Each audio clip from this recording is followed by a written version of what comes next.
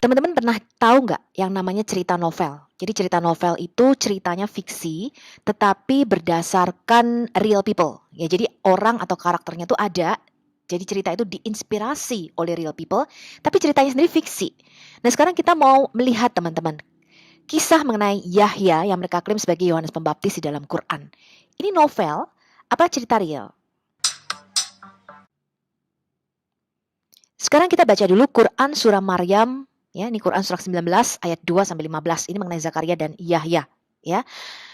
Yang dibacakan ini adalah penjelasan tentang rahmat Tuhanmu kepada hambanya Zakaria. Zakaria itu adalah imam besar di Yerusalem pada waktu itu. Supposedly, ya, background setting daripada kisah ini harusnya sekitar tahun kelima sebelum Masehi, ya, karena Yesus itu lahir sebelum Herodes Agung mati. Herodes Agung itu meninggal tahun 4 sebelum Masehi. Ya, jadi kira-kira ini kelahiran Yahya dan Yesus adalah kira-kira tahun 5 sebelum Masehi. Harusnya ya, setting backgroundnya seperti itu. Sekarang kita baca nih, yaitu ketika dia berdoa kepada Tuhannya dengan suara lembut, artinya di tempat yang tersembunyi, in a secret place. Dia, Zakaria berkata, "Ya Tuhanku, sungguh tulangku telah lemah dan kepalaku dipenuhi uban. Dan aku belum pernah kecewa dalam berdoa kepadamu ya Tuhanku.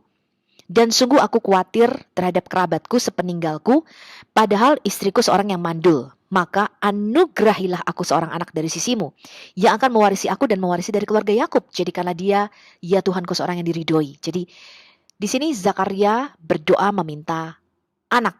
Ya, kemudian tanda yang di dalam kurung ini sebenarnya tidak ada di dalam Quran aslinya, ya, ini tambahan. Allah berfirman langsung nih kepada Zakaria di dalam Quran. "Wahai Zakaria, kami memberi kabar gembira kepadamu dengan seorang anak laki-laki namanya Yahya, yang kami belum pernah memberikan nama seperti itu sebelumnya." Kemudian dia, Zakaria, berkata, "Ya Tuhanku, bagaimana aku akan mempunyai anak, padahal istriku seorang yang mandul, dan aku sendiri sesungguhnya sudah mencapai usia yang sangat tua." Kemudian Allah berfirman, "Demikianlah Tuhanmu berfirman, hal itu mudah bagiku. Sungguh engkau telah aku ciptakan sebelum itu. Padahal pada waktu itu engkau belum berwujud sama sekali." Kita lanjutkan bacanya ya. Dia, Zakaria, berkata, "Ya Tuhanku, berilah aku suatu tanda." Kemudian Allah berfirman, "Tandamu ialah engkau tidak dapat bercakap-cakap dengan manusia selama 3 malam, padahal engkau sehat." Maka Zakaria ini keluar dari mihrab menuju kepada kaumnya, lalu dia memberi isyarat kepada mereka, "Bertasbihlah kamu pada waktu pagi dan petang." Kemudian entah dari mana, tiba-tiba ayat berikutnya, Yahya ini udah ada. Kemudian ada firman kepada Yahya, "Wahai Yahya," ini anaknya Zakaria tadi ya, "ambillah kitab itu dengan sungguh-sungguh," dalam kurung kitab Taurat, karena pada waktu itu adanya kan kitab Taurat ya. "Dan kami berikan hikmah kepadanya, Yahya, selagi dia masih kanak-kanak. Dan kami jadikan rasa kasih sayang kepada sesama dari kami dan bersih dari dosa." Jadi Yahya ini suci, ya, bersih dari dosa.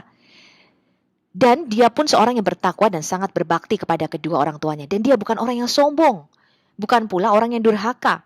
Dan kesejahteraan bagi dirinya pada hari lahirnya, pada hari wafatnya, dan pada hari dia dibangkitkan hidup kembali." Oke, sampai di sini dulu kita baca. Oke, sekarang kita review dulu kisah mengenai Zakaria dan Yahya di dalam Al-Quran, ya, atau versi Quran. Yang pertama, kalau yang diceritakan di dalam Quran tadi merujuk kepada Zakaria dan Yahya yang sama di dalam Alkitab.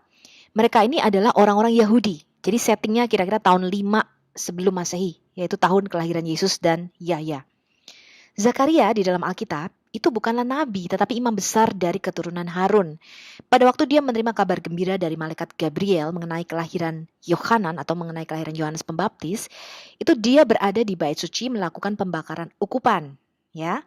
Pada waktu kisah kelahiran Yahya ini, bait suci Yerusalem masih ada, belum dihancurkan. Ya, bait suci Yerusalem itu dihancurkan kira-kira tahun 70 Masehi oleh Jenderal Titus. Ini sejarah, teman-teman.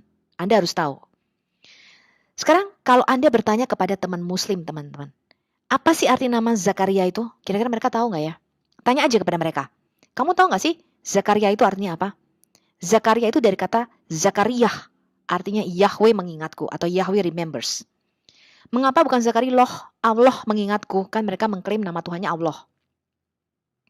Ya, kemudian Allah SWT itu mengaku memberi nama anak itu Yahya. Siapakah nama Ibraninya?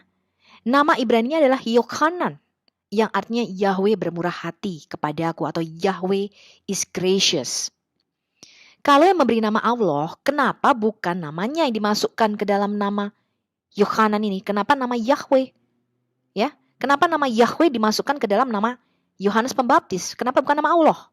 Ya, ini adalah teoforik, teman-teman. Teoforik itu artinya memasukkan nama Tuhannya ke dalam nama mereka, seperti Elijah, ya, Elisha, ya. Kemudian kalau Anda baca kitab Daniel, misalnya Sadrak, Mesak, Abednego, itu adalah dewa-dewa Babel. Pada waktu itu Daniel diganti namanya menjadi Belsasar. Itu nama dewa, teman-teman. Ya. Kemudian Ramses, ya, kalau di Mesir nama dewanya dewa Ra, yaitu dimasukkan ke dalam nama mereka. Itu namanya teoforik. Nah, kalau Anda baca surat Al-An'am, ini surat binatang ternak, ya, surah ke-6 ayat 85. Dikatakan, dan Zakaria, Yahya, Isa, dan Ilyas. Ya, Isa ini supposedly Yesus, kata mereka. Ya, Yeshua. Dan Ilyas atau Elia, kata mereka. Ini semuanya termasuk orang-orang yang saleh. Jadi Quran memberikan testimoni atau kesaksian 4 nama ini paling enggak, ya. Saya sebutkan, ya. Zakaria, Yahya, Yesua, Isa, dan Eliyah. Semuanya termasuk orang-orang yang saleh. Ini yang mereka klaim. Ini semuanya adalah nama teoforik Yahweh, Tuhannya Israel, teman-teman. Ya, Yeshua itu artinya Yahweh keselamatanku. Eliyah artinya Yahweh adalah Allahku. Nah, Anda lihat di sini ada yang aneh, ya, di dalam cerita Quran ini kalau mereka mengklaim nama Tuhannya adalah Allah. Dari sini saja Anda bisa membuktikan. Anda tanya sama orang Muslim, apa sih arti Zakaria, Yahya, Isa, dan Ilyas? Supaya mereka itu berpikir. Jangan hanya menghafal, tapi menggunakan otaknya untuk berpikir. Yang kedua, kisah ini seharusnya terjadi di Yudea zaman penjajahan Romawi, ya, di mana bait suci kedua masih ada pada saat itu. Mengapa Zakaria keluar dari mihrab? Kapan mihrab itu ada? Apakah Muhammad mengira bait suci adalah sebuah masjid? Mihrab itu berasal dari masa pemerintahan Khalifah Umayyah Al-Walid I, kira-kira tahun 705 Masehi sampai 715 Masehi. Ya, jadi sesudah Muhammad mati, baru ada yang namanya cekungan mihrab yang digunakan sekarang. Pada saat itu masjid-masjid terkenal di Madinah, Yerusalem, dan Damaskus dibangun. Jadi mihrab itu ada setelah Muhammad lama mati. Bagaimana hal ini bisa menjadi wahyu di dalam Quran? Sedangkan zaman Muhammad belum ada mihrab. Mereka menghadap satu tembok, ya, atau berbaris ketika mereka sholat. Kemudian tasbih. Tasbih itu tidak boleh dipakai oleh orang Yahudi, apalagi imam besar. Penggunaan tasbih itu adalah paganisme dalam Yahudi. Mengapa Zakaria bisa berdoa menggunakan tasbih? Yang ketiga, di kisah Zakaria ini Tuhan berfirman langsung kepada Zakaria tanpa melalui perantaraan malaikat Jibril. Kok bisa? Ya, jadi di kisah ini Allah berkata, hal itu mudah bagiku, sungguh engkau telah aku ciptakan. Jadi yang berkata di sini Allah sendiri. Makanya tadi diberikan dalam kurung Allah berfirman kepada Zakaria. Padahal di Quran Asy-Syura ini surah 42 ayat 51, dan tidaklah patut bagi seorang manusia bahwa Allah akan berbicara kepadanya kecuali dengan perantaraan wahyu atau dari belakang hijab, ya, belakang tabir, atau dengan mengutus utusan, lalu diwahyukan kepadanya dengan izinnya apa yang dia kehendaki. Sungguh dia maha tinggi, maha bijaksana. Jadi apakah Allah bisa berbicara langsung kepada manusia atau tidak? Yang keempat, teman-teman. Di dalam Quran, kisah Zakaria ini bisu hanya selama 3 hari. Kalau kita compare, kita bandingkan dengan Alkitab, hal ini tidaklah benar, ya, tidak sama. Zakaria bisu mulai dari malaikat Gabriel memberikan kabar gembira mengenai kelahiran Yahya, sampai pada hari Yohanan atau Yahya anaknya ini disunat. Ya.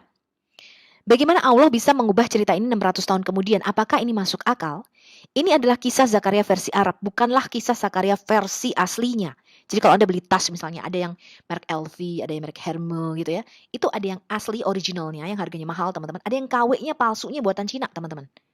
Ya, Anda tinggal pilih mau beli yang asli atau yang palsu, yang KW. Yang kelima, teman-teman, Yahya di kisah ini adalah seorang pembaptis. Mengapa Muslim tidak mengikuti teladannya?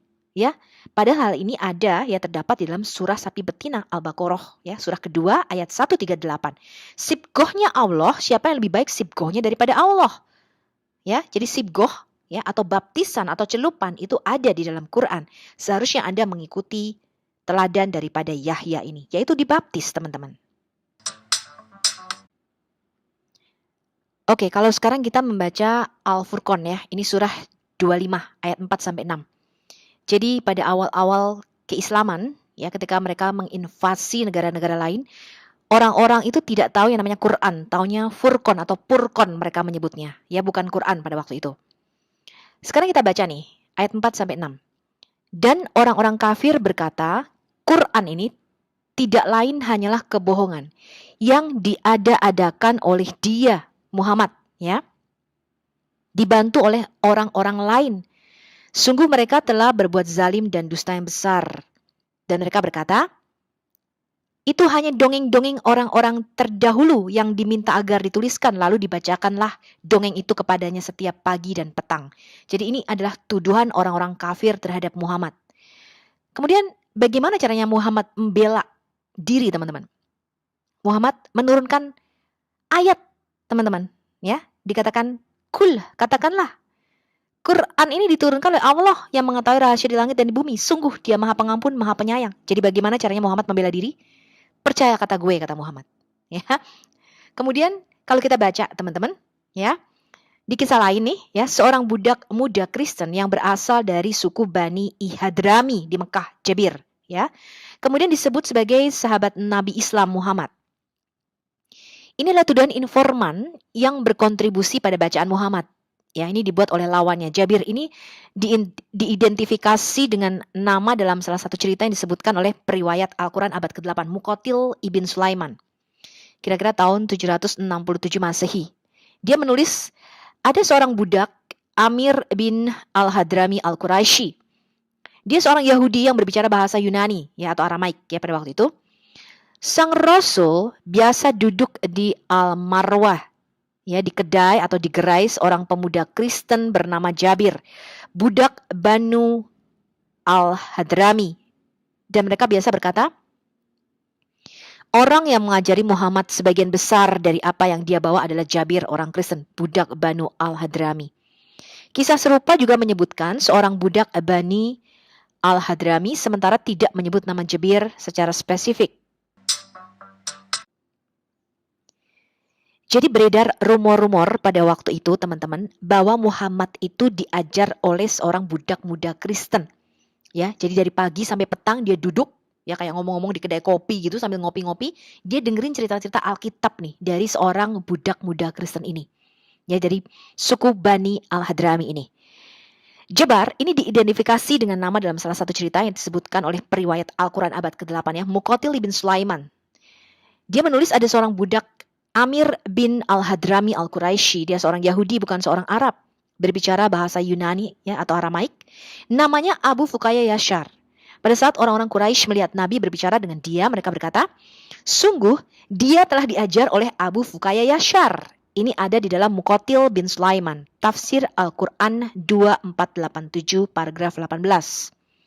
Versi lainnya diceritakan sang Rasul biasa duduk di Al-Marwah, di gerai atau kemah tenda, ya, seorang pemuda Kristen bernama Jabir, budak Banu Al-Hadrami, dan mereka biasa berkata, orang yang mengajari Muhammad sebagian besar dari apa yang dia bawa adalah Jabir, orang Kristen, budak Banu Al-Hadrami. Kisah serupa menyebutkan seorang budak Banu Al-Hadrami, sementara yang lain tidak menyebut nama Jabar secara spesifik. Sementara dari laporan lainnya kita membaca menurut Mujahid bin Jabir, ini tahun 722 Masehi, budak ini datang dari Rumi, ya, dari kerajaan Bizantin Roma, ya. Dan dia mempunyai kitab Soheh dan dia berbahasa Al-Arumiyah atau Yunani, tapi kemungkinan Aramaik, ya. Kemudian menurut laporan lainnya dari Al-Hasan Al-Basri tahun 728 Masehi, budak Ibnu Al-Hadrami ini menjadi peramal pada masa pra-Islam. Kemudian menurut Talha bin Amar, ini tahun 769 Masehi, Khadijah itu sering berkunjung menemui Kair atau Jabir, ya, dan orang-orang Quraisy berkata, Khadijah ini diajar oleh budak Banu Al-Hadrami dan lalu mengajar Muhammad sehingga wahyu ini diturunkan. Ya, ini Quran surah 16, ya, An-Nahlah ayat 103, dan sesungguhnya kami mengetahui bahwa mereka berkata, sesungguhnya Al-Quran itu hanya diajarkan oleh seorang manusia kepadanya dalam kurung Muhammad. Bahasa orang yang mereka tuduhkan, ya, bahwa Muhammad belajar kepadanya adalah bahasa ajam, bahasa asing, Ya, padahal ini Quran ini adalah dalam bahasa Arab yang jelas. Jadi sekali lagi bagaimana Muhammad membela dirinya ya dan membantah tuduhan dari orang-orang ini dengan menurunkan ayat ya. Tuduhan ini dicatat oleh musuh Muhammad, Al-Nadir bin Al-Harith. Quran ini tidak lain adalah kebohongan yang dibuat Muhammad sendiri dengan pemalsuan.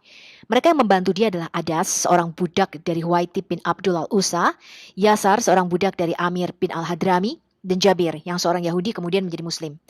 Quran ini hanyalah dongeng orang-orang zaman dulu. Seperti dongeng Rustam dan Isfandiar, ketiganya mengajar Muhammad dari pagi sampai petang. Dicatat di Al-Furqan, ya, surah 25 ayat 4-5. Dicatat juga di dalam Muqatil Ibn Sulaiman, di dalam bukunya Tafsir Al-Quran, volume 3, halaman 226. Ya, Anda bisa baca sendiri di situ.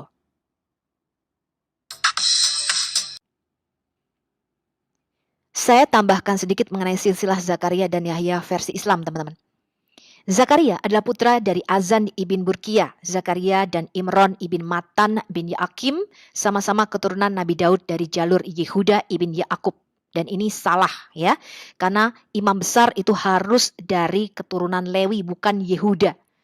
Mereka berdua hidup sejaman. Ya, jadi Musa, Harun, Zakaria, Yesus itu hidupnya sejaman, teman-teman, versi Islam. Zakaria menikah dengan Isya binti Imron. Isya adalah saudara perempuan dari Maryam, putri Imron. Ibunya Maryam, istri Imron bernama Hana. Dari segi hubungan keluarga, Maryam ibunya Nabi Isa adalah adik ipar dari Zakaria. Zakaria nanti punya putra Yahya dan Maryam punya putra Isa. Berarti ibunya Nabi Yahya adalah bibi dari Nabi Isa. Sementara ibunya Nabi Isa adalah bibi dari Nabi Yahya.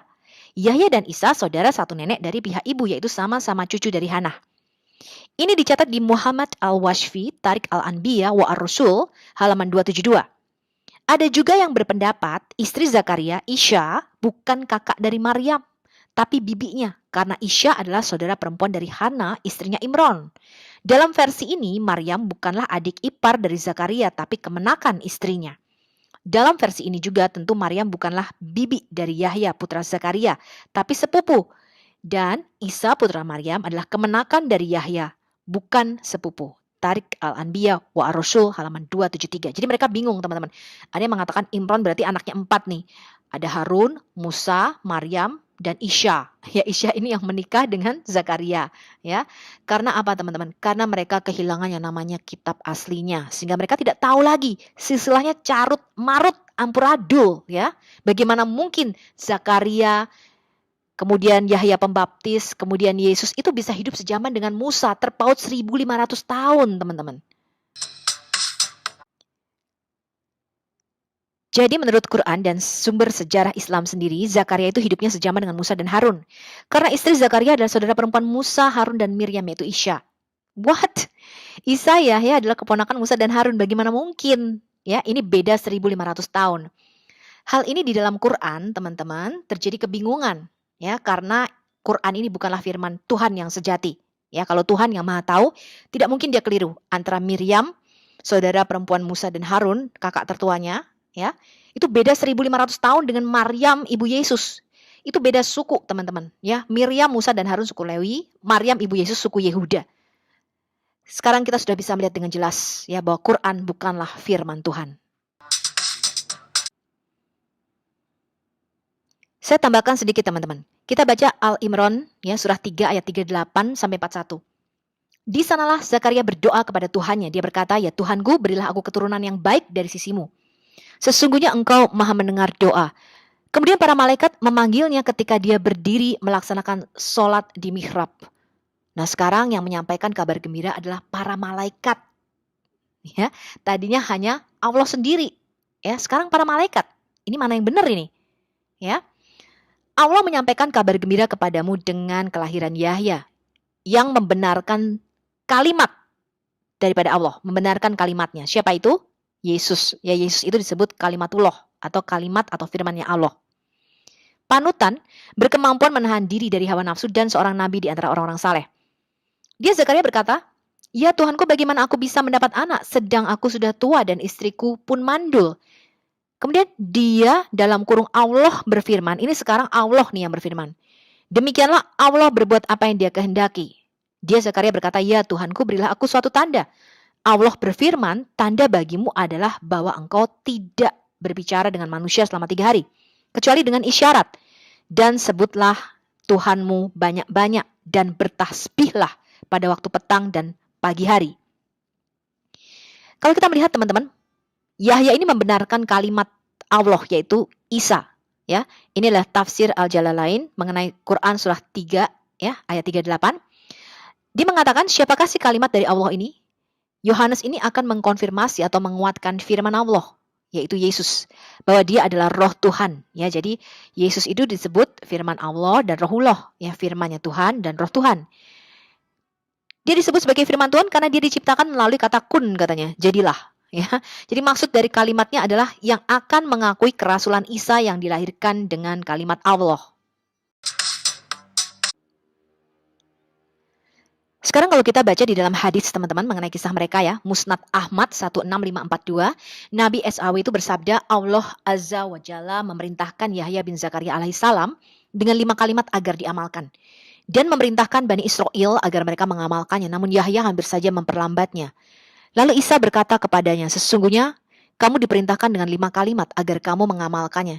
Juga kamu perintahkan kepada Bani Israel mengamalkannya. Sekarang kamu atau saya nih yang akan menyampaikannya. Lalu Yahya takut dan berkata, "Wahai saudaraku, sesungguhnya saya takut jika kamu mendahuluiku, niscaya saya akan disiksa atau ditenggelamkan." Kemudian Rasulullah SAW bersabda, lalu Yahya mengumpulkan Bani Israel di Baitul Maqdis sampai masjid itu menjadi penuh. Sekarang Bait Salomo dikatakan masjid ya teman-teman ya. Dia duduk pada tempat imam, memuji Allah dan berkata, yang pertama nih katanya ya, Allah Azza wa Jalla telah memerintahkan kepadaku agar mengamalkan 5 hal. Dan agar kalian juga mengamalkannya. Yang pertama, kalian menyembah Allah dan tidak menyekutukannya dengan sesuatu apapun. Permisalan hal itu adalah sebagaimana seorang yang membeli budak dari hartanya dengan sejumlah uang atau dari emas. Sialnya budak itu bekerja dan mengerjakan pekerjaannya kepada selain tuannya. Maka siapa yang merasa senang dengan hal itu? Sesungguhnya Allah Azza wa Jalla telah menciptakan kalian, memberi rizki kepada kalian, sembahlah dia dan janganlah kalian menyekutukan dengan sesuatu apapun. Kedua katanya, saya perintahkan kepada kalian untuk sholat. Bayangin, Yahudi sholat teman-teman. Ya. Sesungguhnya Allah Azza wa Jalla menghadapkan wajahnya kepada wajah hambanya selama dia tidak menoleh. Jika kalian sholat, janganlah kalian menoleh. Ketiga, saya perintahkan kepada kalian untuk berpuasa. Permisalan hal itu adalah sebagaimana seorang yang membawa sebotol minyak wangi pada sekelompok orang. Semuanya merasakan bau wangi tersebut. Bau harum mulut orang yang sedang berpuasa di sisi Allah itu lebih harum daripada bau kasturi. Keempat, saya perintahkan kalian untuk bersedekah. Sesungguhnya permisalan hal itu adalah seorang yang ditawan musuh. Lalu dia mengikat kedua tangannya pada lehernya dan diletakkan di hadapannya untuk dibunuh. Lalu dia mengajukan penawaran. Apakah kalian mau jika saya menebus diri saya dari kalian? Lalu dia menebus dirinya dengan sesuatu yang sedikit dan yang banyak sehingga dirinya bisa bebas. Kelima, saya perintahkan kepada kalian untuk berzikir kepada Allah Azza wa Jalla yang banyak. Permisalan hal itu adalah sebagaimana seorang yang musuhnya mengejarnya dengan cepat, lalu dia mendapatkan benteng yang kokoh, dijadikannya benteng itu tempat berlindung. Sesungguhnya seorang hamba akan lebih dapat terjaga dari setan jika dia dalam keadaan berzikir kepada Allah Azza wa Jalla. Jadi kita lihat teman-teman kisah mengenai Zakaria dan Yahya versi Quran dan Islam. Ini adalah kisah-kisah versi Arab ya, yang berbeda dengan versi aslinya. Kita melihat istilah-istilah yang digunakan. Jadi ini adalah Zakaria dan Yahya abad ke-7 nih ya pada zaman Muhammad, tetapi bukan Zakaria dan Yahya abad pertama ya pada waktu zaman Yesus. Hal ini kita sudah melihat sangat berbeda sekali. Nah, kita tidak tahu teman-teman, apakah Quran ini diturunkan setelah adanya mihrab tadi? Karena mihrab itu baru ditemukan kira-kira tahun 715. Ya, kenapa bisa ada ayat Al-Quran yang mengatakan mihrab dan sebagainya? Anda berpikir sendiri, saya tidak mau mengambil kesimpulan. Anda selidiki sendiri, Anda cek sendiri. Terima kasih teman-teman, Anda sudah mengikuti seri Islamologi 002. Kita akan segera membuat video berikutnya, seri Islamologi 003.